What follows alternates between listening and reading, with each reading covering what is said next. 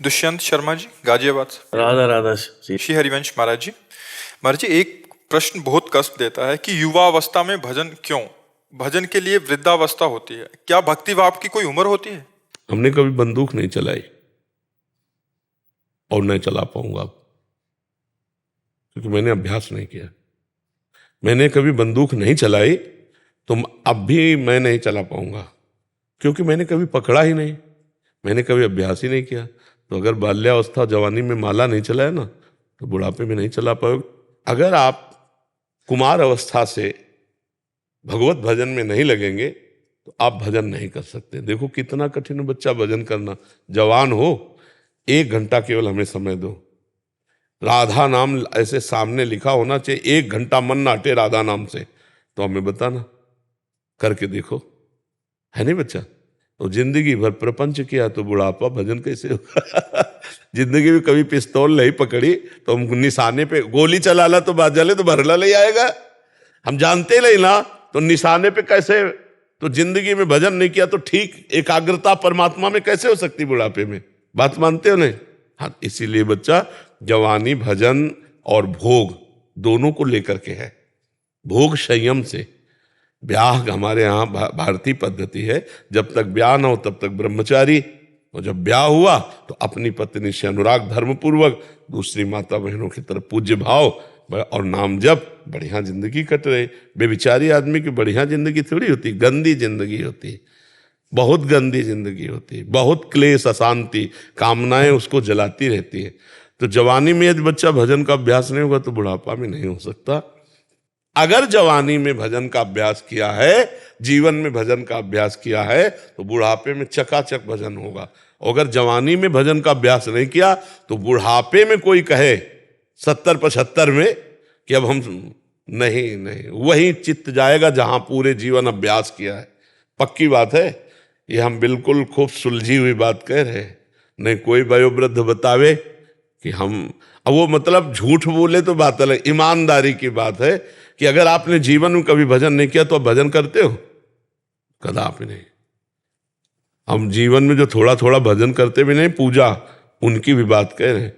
बस वही संसार के प्रपंच की बात है, और अपना वो 3 माला घुमाते तो 3 माला घुमा दिया। नहीं तो भजन का मतलब समझते हो? उठते बैठते चलते फिरते खाते पीते हम भगवान का स्मरण करते हुए, ये अभ्यास से होगा, बिना अभ्यास के नहीं। और ये अभ्यास करने की यही उम्र है, चाहे जिस डिपार्टमेंट में जाओ।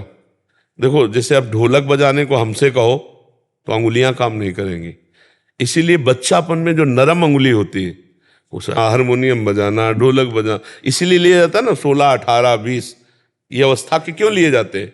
क्योंकि नए अंग है, नया दिमाग है, जिधर लगेगा धुआं मचा देगा, जिधर जाएगा।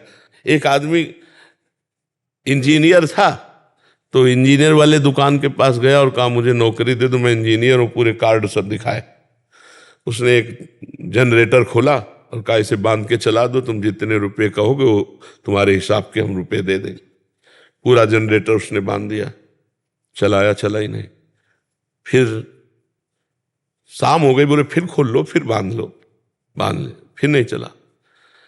तो उसने कहा सर जो कागज में लिखा है वो हमें बिल्कुल पढ़ा हुआ हूं और मैं इसको बिल्कुल, बोले मैं देख रहा हूं तुम ठीक कस रहे हो, ठीक बांध रहे हो, लेकिन तुम किसी इंजीनियर तो हो पढ़े लिखे, तुम किसी मैकेनिक के नीचे नहीं रहे।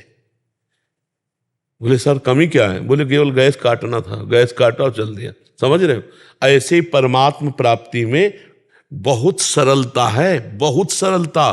भगवान अपने हैं, केवल भगवान को अपना मानना है, केवल भगवान को अपना मानना। बच्चा हम पूरे जीवन की बात बता रहे हैं, भगवान को एक बात केवल पसंद है, अपनापन। हे नाथ मैं आपका भाव का भूखा हूं मैं, यही नहीं हम लोग दे पाते।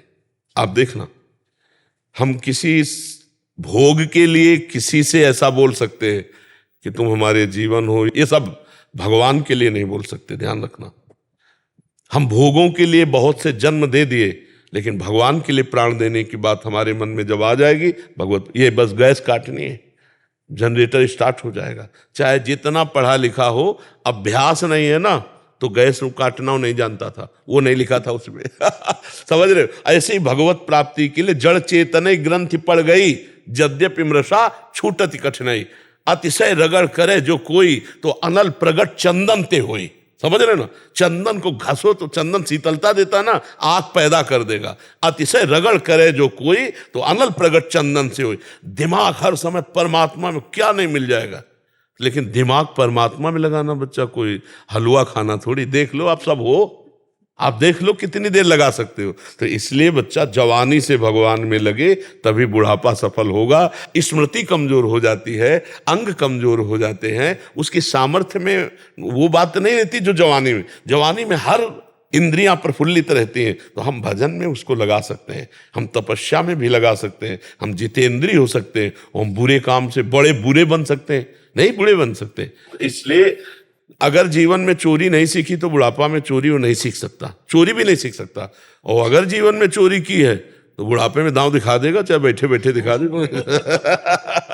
जब ये निम्न कोटि के कार्यों के लिए अभ्यास की जरूरत है, तो उच्च भगवान के चिंतन के लिए अभ्यास की अत्यंत, ये प्रहलाद जी के वचन है कि कौमार अवस्था से भगवान का भजन करना चाहिए, तभी बात बनती है बच्चा।